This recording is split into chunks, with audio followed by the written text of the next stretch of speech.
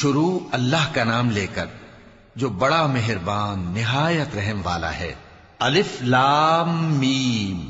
کیا لوگ یہ خیال کیے ہوئے ہیں کہ صرف یہ کہنے سے کہ ہم ایمان لے آئے چھوڑ دیے جائیں گے اور ان کی آزمائش نہیں کی جائے گی؟ اور جو لوگ ان سے پہلے ہو چکے ہیں ہم نے ان کو بھی آزمایا تھا اور ان کو بھی آزمائیں گے، سو اللہ ان کو ضرور معلوم کرے گا جو اپنے ایمان میں سچے ہیں اور ان کو بھی جو جھوٹے ہیں۔ کیا وہ لوگ جو برے کام کرتے ہیں یہ سمجھے ہوئے ہیں کہ یہ ہمارے قابو سے نکل جائیں گے؟ جو فیصلہ یہ کرتے ہیں برا ہے۔ جو شخص اللہ کی ملاقات کی امید رکھتا ہو تو اللہ کا مقرر کیا ہوا وقت ضرور آنے والا ہے، اور وہ سننے والا ہے، جاننے والا ہے۔ اور جو شخص محنت کرتا ہے تو اپنے ہی فائدے کے لیے محنت کرتا ہے، بے شک اللہ تو سارے جہان سے بے نیاز ہے۔ اور جو لوگ ایمان لائے اور نیک عمل کرتے رہے ہم ان کے گناہوں کو ان سے دور کر دیں گے اور ان کو ان کے اعمال کا بہت اچھا بدلہ دیں گے۔ اور ہم نے انسان کو اس کے ماں باپ کے ساتھ نیک سلوک کرنے کا حکم دیا ہے۔ اے مخاطب، اگر تیرے ماں باپ تجھے مجبور کریں کہ تو میرے ساتھ کسی کو شریک بنائے جس کی حقیقت کی تجھے واقفیت نہیں تو ان کا کہا نہ مانیو۔ تم سب کو میری طرف لوٹ کر آنا ہے، پھر جو کچھ تم کرتے تھے میں تم کو جتا دوں گا۔ اور جو لوگ ایمان لائے اور نیک عمل کرتے رہے ان کو ہم نیک لوگوں میں داخل کریں گے۔ اور بعض لوگ ایسے ہیں جو کہتے ہیں کہ ہم اللہ پر ایمان لائے، پھر جب ان کو اللہ کے راستے میں کوئی ایذا پہنچتی ہے تو لوگوں کے ایذا پہنچانے کو یوں سمجھتے ہیں جیسے اللہ کا عذاب۔ اور اگر تمہارے پروردگار کی طرف سے مدد پہنچے تو کہتے ہیں کہ ہم تو تمہارے ساتھ تھے۔ کیا جو اہل عالم کے سینوں میں ہے اللہ اس سے واقف نہیں؟ اور اللہ ان کو ضرور معلوم کرے گا جو سچے مومن ہیں، اور وہ منافقوں کو بھی معلوم کر کے رہے گا۔ اور جو کافر ہیں وہ مومنوں سے کہتے ہیں کہ ہمارے طریقے پر چلو اور ہم تمہارے گناہ اٹھا لیں گے، حالانکہ وہ ان کے گناہوں کا کچھ بھی بوجھ اٹھانے والے نہیں۔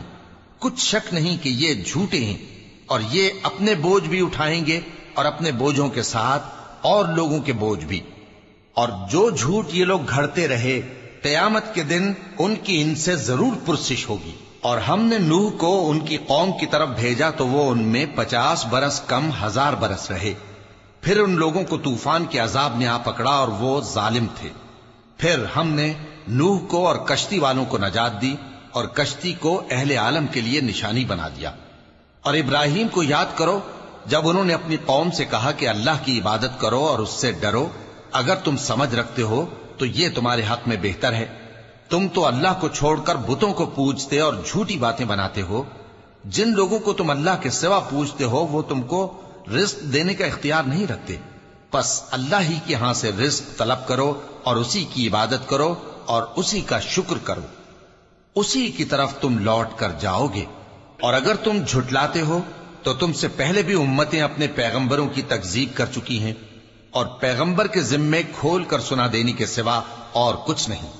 کیا انہوں نے نہیں دیکھا کہ اللہ کس طرح خلقت کو پہلی بار پیدا کرتا ہے پھر کس طرح اس کو دوبارہ پیدا کرے گا؟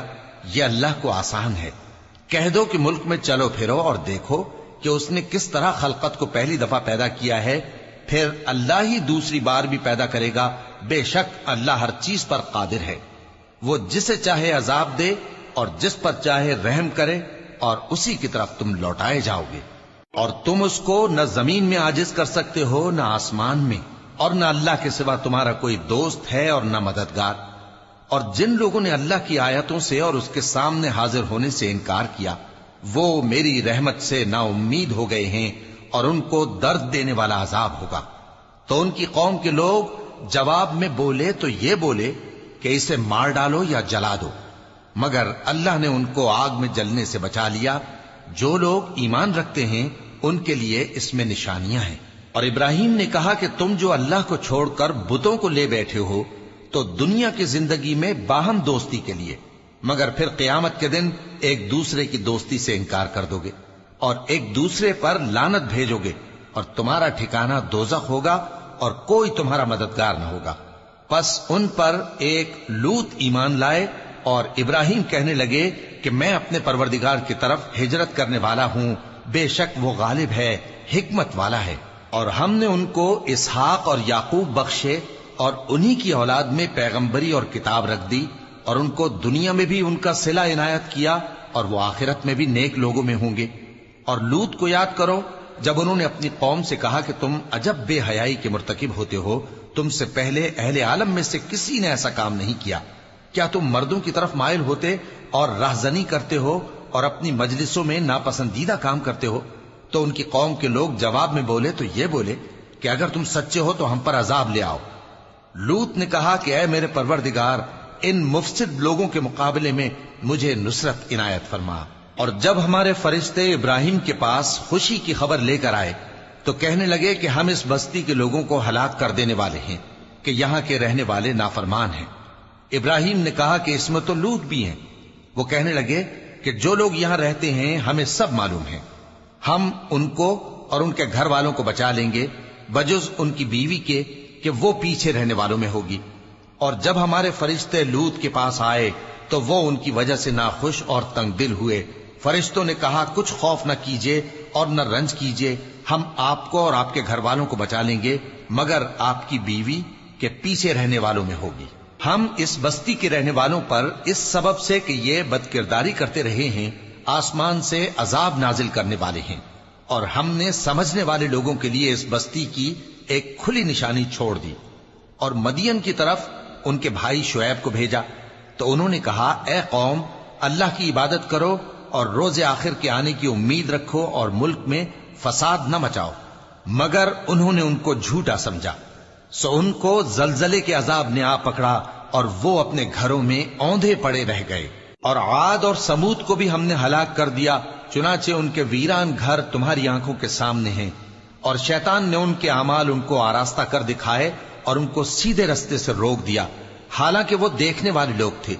اور قارون اور فرعون اور حامان کو بھی ہلاک کر دیا، اور ان کے پاس موسیٰ کھلی نشانیاں لے کر آئے تو وہ ملک میں مغرور ہو گئے، اور وہ ہمارے قابو سے نکل جانے والے نہ تھے، تو ہم نے سب کو ان کے گناہوں کے سبب پکڑ لیا۔ سو ان میں کچھ تو ایسے تھے جن پر ہم نے پتھروں کا مے برسایا، اور کچھ ایسے تھے جن کو چنگھاڑ نے آ پکڑا، اور کچھ ایسے تھے جن کو ہم نے زمین میں دھسا دیا، اور کچھ ایسے تھے جن کو غرق کر دیا۔ اور اللہ ایسا نہ تھا کہ ان پر ظلم کرتا، لیکن وہی اپنے آپ پر ظلم کرتے تھے۔ جن لوگوں نے اللہ کے سوا اوروں کو کارساز بنا رکھا ہے، ان کی مثال مکڑی کی سی ہے کہ وہ بھی ایک طرح کا گھر بناتی ہے، اور کچھ شک نہیں کہ تمام گھروں سے کمزور مکڑی کا گھر ہے۔ کاش یہ اس بات کو جانتے۔ یہ جس چیز کو اللہ کے سوا پکارتے ہیں خواہ وہ کچھ ہی ہو، اللہ اسے جانتا ہے اور وہ غالب ہے، حکمت والا ہے۔ اور یہ مثالیں ہم لوگوں کے سمجھانے کے لیے بیان کرتے ہیں، اور اسے تو اہل دانش ہی سمجھتے ہیں۔ اللہ نے آسمانوں اور زمین کو حکمت کے ساتھ پیدا کیا ہے، کچھ شک نہیں کہ ایمان والوں کے لیے اس میں نشانی ہے۔ اے نبی، یہ کتاب جو تمہاری طرف وحی کی گئی ہے اس کو پڑھا کرو، اور نماز کے پابند رہو۔ کچھ شک نہیں کہ نماز بے حیائی اور بری باتوں سے روکتی ہے، اور اللہ کا ذکر سب سے بڑا ہے، اور جو کچھ تم کرتے ہو اللہ اسے جانتا ہے۔ اور اہل کتاب سے بحث نہ کرو مگر ایسے طریق سے کہ نہایت اچھا ہو۔ ہاں، جو ان میں سے بے انصافی کریں ان کے ساتھ اسی طرح مجادلہ کرو، اور کہہ دو کہ جو کتاب ہم پر اتری اور جو کتابیں تم پر اتری ہم سب پر ایمان رکھتے ہیں، اور ہمارا اور تمہارا معبود ایک ہی ہے، اور ہم اسی کے فرما بردار ہیں۔ اور اسی طرح ہم نے تمہاری طرف کتاب اتاری ہے تو جن لوگوں کو ہم نے کتابیں دی تھیں وہ اس پر ایمان لے آتے ہیں، اور بعض ان مشرک لوگوں میں سے بھی اس پر ایمان لے آتے ہیں، اور ہماری آیتوں سے وہی انکار کرتے ہیں جو ہیں ہی کافر۔ اور تم اس سے پہلے کوئی کتاب نہیں پڑھتے تھے اور نہ اسے اپنے ہاتھ سے لکھ ہی سکتے تھے۔ ایسا ہوتا تو اہل باطل ضرور شک کرتے، بلکہ یہ روشن آیتیں ہیں جن لوگوں کو علم دیا گیا ہے ان کے سینوں میں محفوظ، اور ہماری آیتوں سے وہی لوگ انکار کرتے ہیں جو بے انصاف ہیں۔ اور کافر کہتے ہیں کہ اس پر اس کے پروردگار کی طرف سے نشانیاں کیوں نازل نہیں ہوئیں؟ کہہ دو کہ نشانیاں تو اللہ ہی کے پاس ہیں، اور میں تو کھلم کھلا خبردار کرنے والا ہوں۔ کیا ان لوگوں کے لیے یہ کافی نہیں کہ ہم نے تم پر کتاب نازل کی جو ان کو پڑھ کر سنائی جاتی ہے؟ کچھ شک نہیں کہ مومن لوگوں کے لیے اس میں رحمت اور نصیحت ہے۔ کہہ دو کہ میرے اور تمہارے درمیان اللہ ہی گواہ کافی ہے۔ جو چیز آسمانوں اور زمین میں ہے وہ سب کو جانتا ہے اور جن لوگوں نے باطل کو مانا اور اللہ سے انکار کیا وہی نقصان اٹھانے والے ہیں، اور یہ لوگ تم سے عذاب کے لیے جلدی کر رہے ہیں، اور اگر ایک وقت مقرر نہ ہو چکا ہوتا تو ان پر عذاب آ بھی گیا ہوتا، اور وہ کسی وقت میں ان پر ضرور اچانک آ کر رہے گا اور ان کو معلوم بھی نہ ہوگا۔ یہ تم سے عذاب کے لیے جلدی کر رہے ہیں، جبکہ دوزخ تو کافروں کو گھیر لینے والی ہے۔ جس دن عذاب ان کو ان کے اوپر سے اور ان کے پیروں کے نیچے سے ڈھانک لے گا، اور اللہ فرمائے گا کہ جو کام تم کیا کرتے تھے اب ان کا مزہ چکھو۔ اے میرے بندو جو ایمان لائے ہو، میری زمین فراخ ہے تو میری ہی عبادت کرو۔ ہر شخص موت کا مزہ چکھنے والا ہے، پھر تم ہماری ہی طرف لوٹ کر آؤ گے۔ اور جو لوگ ایمان لائے اور نیک عمل کرتے رہے ان کو ہم بہشت کے اونچے اونچے محلوں میں جگہ دیں گے، جن کے نیچے نہریں بہ رہی ہیں، ہمیشہ ان میں رہیں گے۔ نیک عمل کرنے والوں کا یہ خوب بدلہ ہے، جو صبر کرتے اور اپنے پروردگار پر بھروسہ رکھتے ہیں۔ اور بہت سے جانور ہیں جو اپنا رزق اٹھائے نہیں پھرتے، اللہ ہی ان کو رزق دیتا ہے اور تم کو بھی، اور وہ سننے والا ہے، جاننے والا ہے۔ اور اگر ان سے پوچھو کہ آسمانوں اور زمین کو کس نے پیدا کیا اور سورج اور چاند کو کس نے تمہارے زیر فرمان کیا، تو کہہ دیں گے اللہ نے۔ تو پھر یہ کہاں الٹے جا رہے ہیں؟ اللہ ہی اپنے بندوں میں سے جس کے لیے چاہتا ہے روزی فراخ کر دیتا ہے اور جس کے لیے چاہتا ہے تنگ کر دیتا ہے۔ بے شک اللہ ہر چیز سے واقف ہے۔ اور اگر تم ان سے پوچھو کہ آسمان سے پانی کس نے برسایا، پھر اس سے زمین کو اس کے مرنے کے بعد کس نے زندہ کیا، تو کہہ دیں گے کہ اللہ نے۔ کہہ دو کہ اللہ کا شکر ہے، لیکن ان میں اکثر نہیں سمجھتے۔ اور یہ دنیا کی زندگی تو صرف کھیل اور تماشا ہے، اور ہمیشہ کی زندگی کا مقام تو آخرت کا گھر ہے۔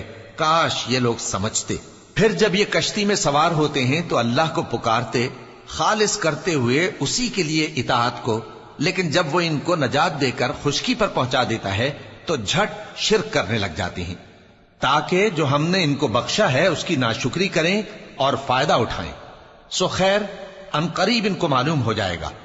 کیا انہوں نے نہیں دیکھا کہ ہم نے حرم کو مقام امن بنایا ہے اور لوگ ان کے گرد و نواح سے اچک لیے جاتے ہیں؟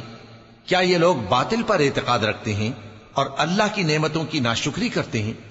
اور اس سے بڑا ظالم کون جو اللہ پر جھوٹ بہتان باندھے، یا جب حق بات اس کے پاس آئے تو اس کی تکذیب کرے؟ کیا کافروں کا ٹھکانہ جہنم میں نہیں ہے؟